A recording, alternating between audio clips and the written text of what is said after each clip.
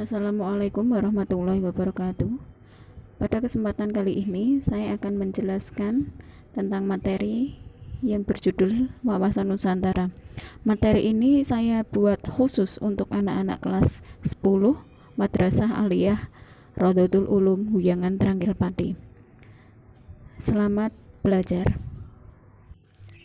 Bangsa Indonesia dalam kehidupan negaranya memiliki suatu wawasan nasional yang disebut wawasan Nusantara. Wawasan Nusantara adalah cara pandang yang utuh dan menyeluruh dalam lingkup Nusantara demi kepentingan nasional Indonesia.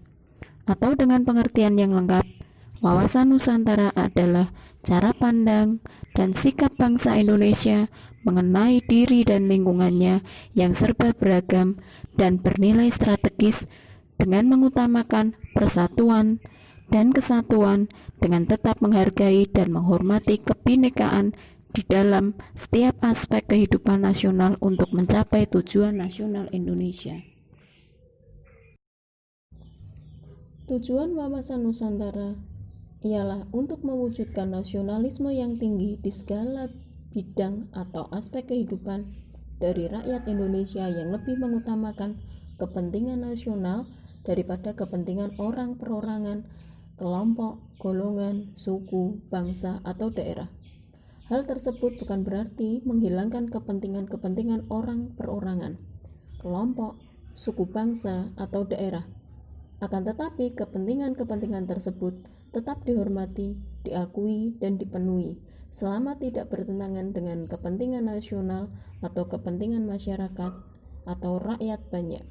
Nasionalisme yang tinggi di segala bidang kehidupan demi tercapainya tujuan nasional tersebut sebagai pancaran dari makin meningkatnya rasa kebangsaan, faham kebangsaan, dan semangat kebangsaan yang merupakan kesatuan yang utuh dalam jiwa rakyat bangsa Indonesia sebagai hasil pemahaman dan penghayatan dari wawasan Nusantara yang menjadi landasan visional bangsa Indonesia.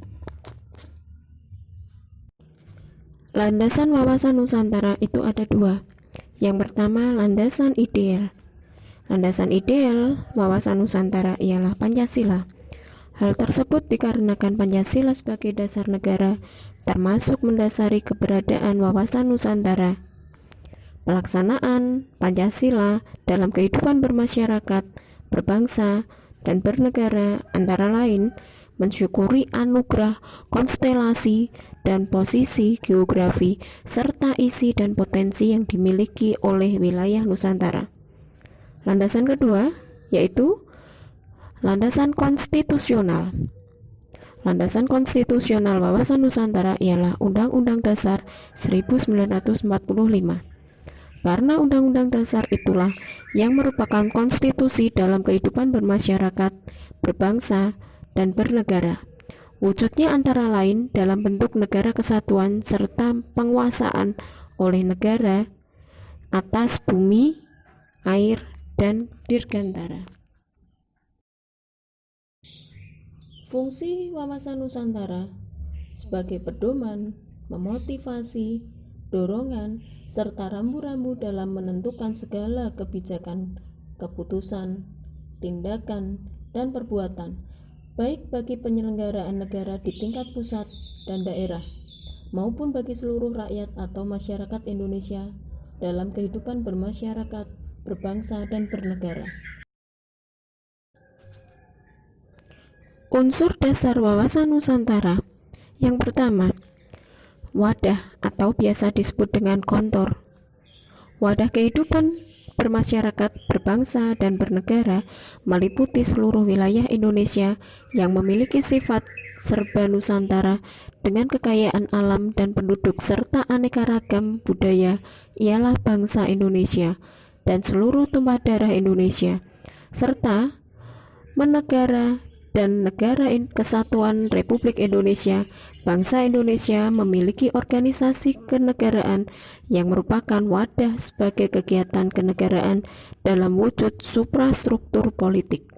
Sedangkan wadah dalam kehidupan bermasyarakat adalah sebagai kelembagaan dalam wujud infrastruktur politik. Unsur kedua, isi atau konten. Isi adalah aspirasi bangsa yang berkembang di dalam masyarakat dan cita-cita serta tujuan nasional yang terdapat dalam pembukaan Undang-Undang Dasar 1945. Menyadari bahwa untuk mencapai aspirasi yang berkembang di masyarakat maupun cita-cita dan tujuan nasional seperti tersebut di atas, bangsa Indonesia harus mampu menciptakan persatuan dan kesatuan dalam kebinekaan dalam kehidupan nasional yang berupa politik, ekonomi, sosial, budaya, dan hankam. Oleh karena itu, isi menyangkut dua hal yang esensial, yakni realisasi aspirasi bangsa sebagai kesepakatan bersama dan perwujudannya mencapai cita-cita dan tujuan nasional. Kedua, persatuan dan kesatuan dalam kebinekaan yang meliputi semua aspek kehidupan nasional. Sedangkan unsur yang ketiga adalah tata laku atau kondak.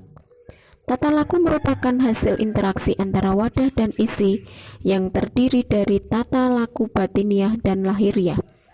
Tata laku batiniah mencerminkan jiwa, semangat, dan mentalitas yang baik dari bangsa Indonesia.